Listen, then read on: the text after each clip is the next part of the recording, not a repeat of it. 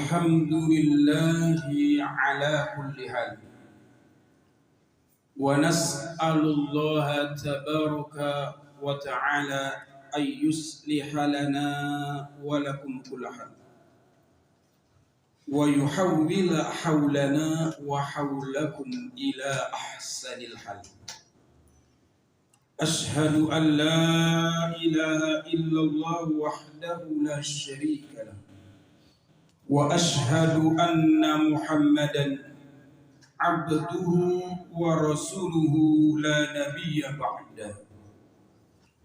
اللهم صل وسلم وبارك وكرم على سيدنا محمد وعلى آله وأصحابه أجمعين. أما بعد، فقد قال الله تعالى في محكم تنزيله وهو أصدق القائلين: أعوذ بالله من الشيطان الرجيم، بسم الله الرحمن الرحيم. يا أيها الذين آمنوا اتقوا الله حق تقاته ولا تموتن إلا وأنتم مسلمون. ويقول الله تعالى في آية أخرى: ومن يتق الله يجعل له مخرجا ويرزقه من حيث لا يحتسب. صدق الله العلي العظيم. Ma'asyiral muslimin rahimakumullah, utsikum wa nafsi bitaqwallah, faqad fazal muttaqun. Saudara-saudaraku yang dirahmati Allah Subhanahu wa ta'ala, puja puji syukur kehadirat Allah Subhanahu wa ta'ala yang telah begitu banyak memberikan karunia nikmatnya kepada kita semua. Salawat teriring salam mari sama-sama kita sampaikan keharibaan junjungan Nabi besar Muhammad sallallahu alaihi wasallam kepada keluarga, sahabat dan pengikutnya yang istiqomah hingga akhir zaman.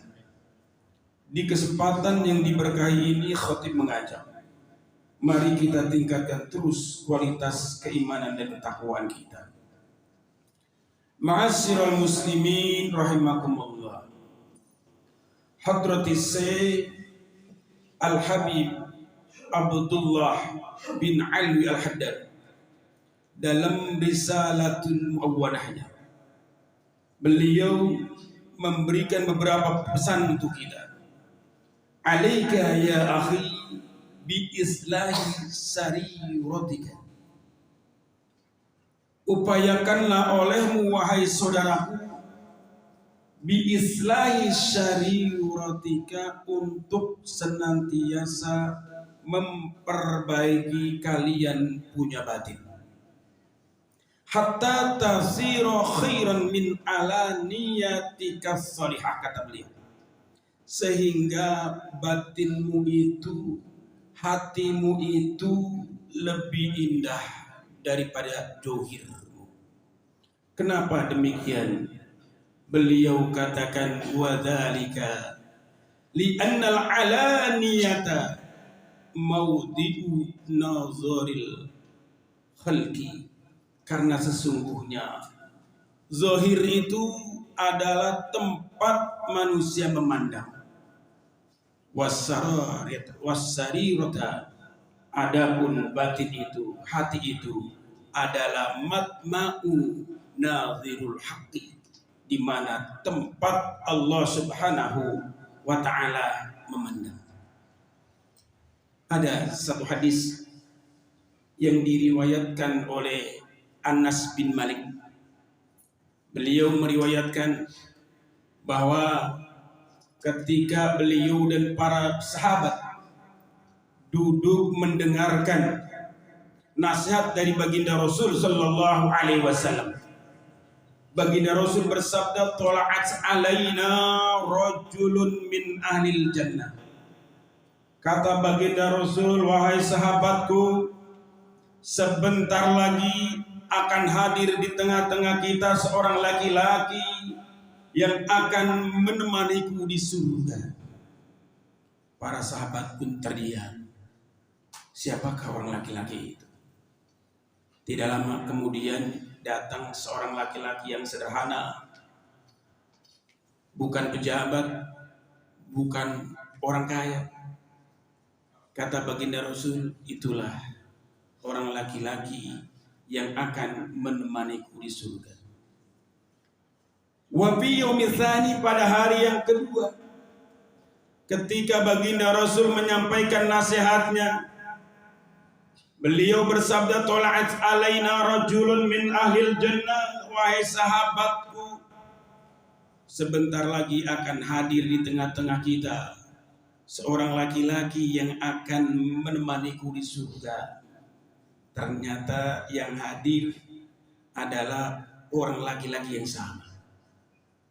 Wa bi yaumis salis, di hari yang ketiga, baginda Rasul mengucapkan dengan ucapan yang sama, "Tola'at alaina rajulun min ahlil jannah." Wahai saudara-saudaraku, sahabatku, sebentar lagi kita akan kedatangan seorang laki-laki penghuni surga yang akan menemaniku di surga.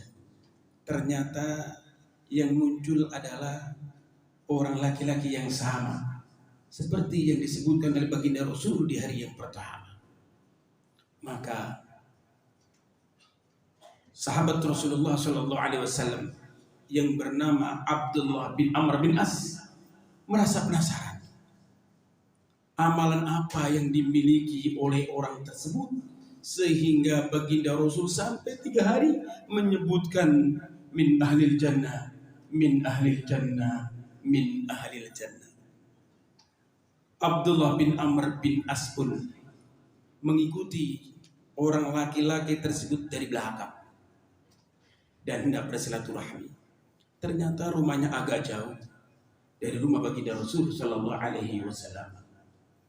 Ketika sampai di rumahnya, Abdullah bin Amr bin As bertamu, "Wahai Bapak, izinkan saya untuk bisa bermalam 3 hari 3 malam saja di rumah Bapak." Kata orang laki-laki itu, "Silahkan Abdullah, memang ada apa? Engkau mau bermalam di rumahku?" "Wahai Bapak, saya ingin mencari ketenangan. Saya ingin mencari kedamaian. Barangkali dengan saya bermalam di rumah Bapak, saya bisa mendapatkan ketenangan dan kebahagiaan." Dan orang laki-laki itu pun mempersilahkan Abdullah bin Amr bin As bermalam selama 3 malam. Di malam yang pertama, kebiasaan Abdullah bin Amr bin As adalah sholat tahajud di sepertiga malam. Bangun, sujud, istighfar. Dan orang laki-laki itu masih tidur, belum bangun. Kata Abdullah, istimewanya di mana nih orang? Saya sudah bangun sepertiga malam istighfar, dia masih tidur. Dan bangunnya pasti waktu subuh. Dan sholat berjamaah bersama Abdullah. Di hari yang kedua pun sama. Ketika Abdullah bin Amr bin As qiyamul lail di sepertiga malam, orang tersebut masih tidur. Kata Abdullah, tidak ada yang istimewa ini. Amalannya standar. Di hari yang ketiga pun sama. Ketika Abdullah bin Amr bin As bangun di sepertiga malam, orang tersebut masih tidur. Ketika Abdullah pulang dari masjid, Abdullah sholat Isra, baca Quran, orang tersebut pergi ke ladang. Ketika Abdullah puasa Kamis pada hari Kamis, orang tersebut tidak puasa pada hari Kamis. Tidak ada yang istimewa. Amalannya standar.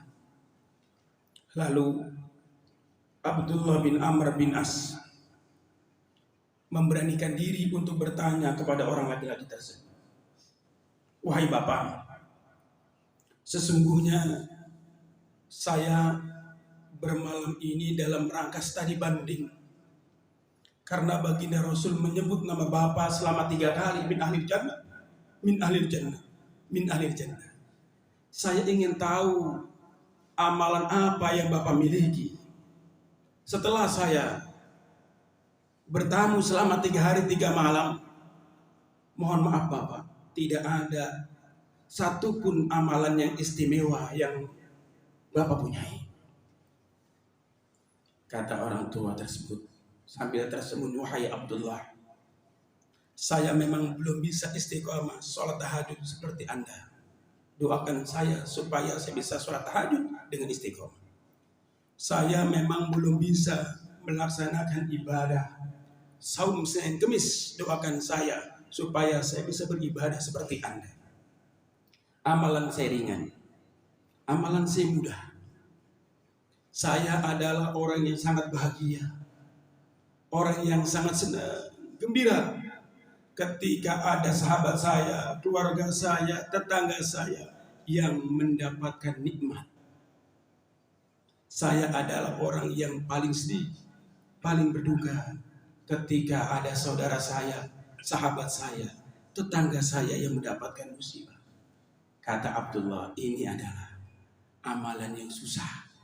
Ini adalah amalan yang sangat sulit, di mana ketika saudara kita, tetangga kita mendapatkan anugerah rezeki yang berlimpah, kita merasa bahagia, kita merasa senang. Ini adalah amalan hati, amalan batin. Sebaliknya, ketika ada seorang yang rajin ibadah, bahkan wajahnya itu tidak pernah kering dari air wudhu, sholatnya sampai ribuan rakaat, sahabat pun kagum dengan orang tersebut, mengadu kepada baginda Rasul, ya Rasulullah, ada teman kita yang wajahnya itu tidak pernah kering dari air wudhu, yang sehari-harinya tidak lepas dari sujud kepada Allah Subhanahu wa Ta'ala. Kata Rasul, bunuh dia. Siapa yang berani bunuh dia? Abu Bakar mengajukan tangannya, saya ya Rasul yang akan membunuhnya. Ketika didapati sedang ruku, ya Rasulullah, saya tidak berani karena dia sedang ruku. Siapa lagi yang berani di antara kalian yang membunuh orang itu? Saya ya Rasul. Umar mengacungkan tangannya. Ketika sampai, Umar pun kembali kepada Rasulullah, ya Rasul, saya kagak berani, lagi sujud ya Rasul. Siapa lagi yang berani di antara kalian? Ali. Saya Rasul yang akan membunuhnya. Ketika didapati sudah tidak ada orang itu, ya Rasulullah, orangnya sudah tidak ada. Kata Rasul, ketahuilah, sesungguhnya orang itu bagus secara zahirnya, tapi rusak secara batinnya. Orang itu sombong, merasa dirinya paling benar, merasa dirinya penghuni surga sendiri, yang lain salah semuanya. Merasa dirinya paling benar, hasud, iri, tamak, dengki, takabur, penuh di hatinya, kata Rasul sallallahu alaihi wasallam. Ma'asyiral muslimin rahimakumullah. Oleh karenanya, sejalan dengan pesan baginda Rasul, ala inna fil jasadi mudghah. Sesungguhnya kata Rasul, di dalam hati manusia itu ada segumpal daging. Idza salahat salah sairu amal. Ketika segumpal daging itu baik, maka baiklah seluruh aktivitas amalnya. Wa idza salahat sairu amal.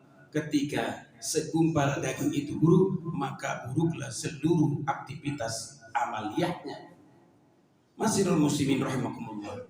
Dalam kitab Dalailus Salihin diceritakan bahwa Luqman Al-Hakim adalah seorang pengembala, bukan pejabat, bukan orang kaya, tetapi namanya diabadikan di dalam Al-Quran surah Luqman. Kenapa?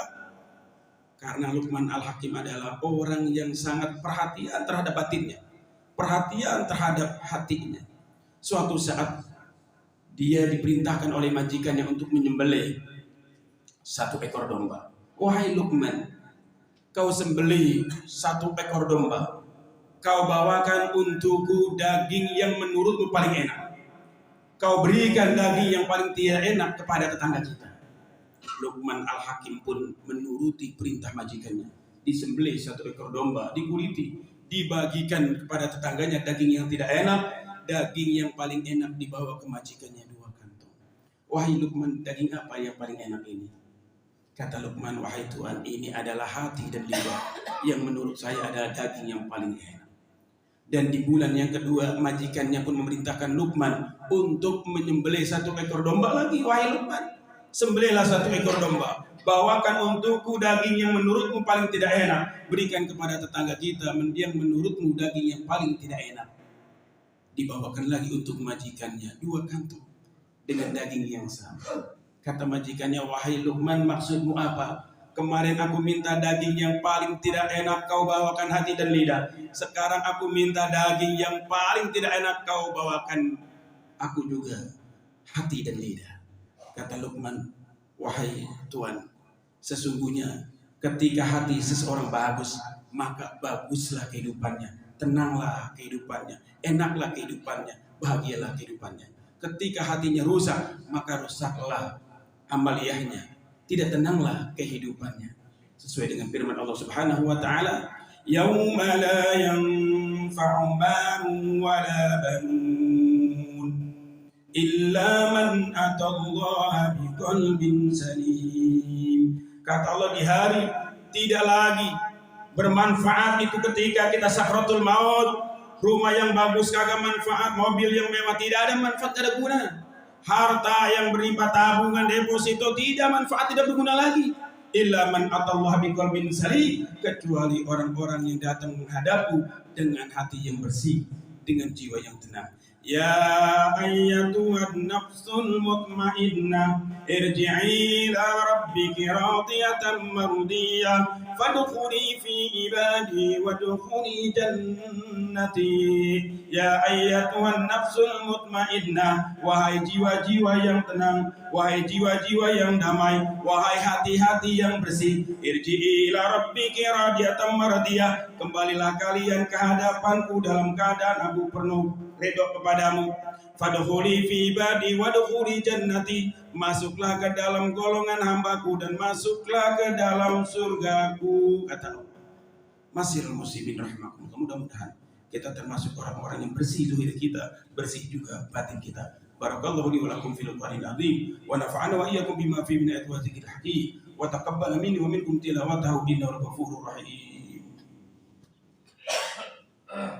Allahumma salli ala sayyidina Muhammad.